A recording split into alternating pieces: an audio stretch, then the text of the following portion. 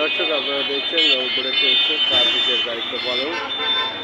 ছাত্ররাও এখনও মাঠে আছে, তারপরেও পুলিশ ভাইয়েরা এখন শৃঙ্খলা বজায় রাখার জন্য কাজ চালিয়ে যাচ্ছে। আর আজকের এই কাজ শুধু পুলিশ না, অনেক পুলিশ ভাইয়েরাই আছেন। একটি হলো পায়রা চত্বর, নগরীর পায়রা চত্বরে। পায়রা চত্বরে আপনারা দেখছেন যে ট্রাফিক জাম, যে যানজট সৃষ্টি হয়, এখানে ছাত্র আছে কিন্তু পুলিশ ভাইয়েরাও প্রচুর আছে, তারাও কাজ করতেছে। আর এই কাজে আমরা রংপুরবাসী সদস্য প্রকাশ, পুলিশের প্রতি আমাদের ভালোবাসা থাকবে, সাধারণ জনগণেরও ভালোবাসা থাকবে। আজকে আপনারা দেখছেন যে পায়রা চত্বরে তারা ট্রাফিকের দায়িত্ব পালন করছে সুন্দরভাবে তারা দায়িত্ব পালন করে যাচ্ছে।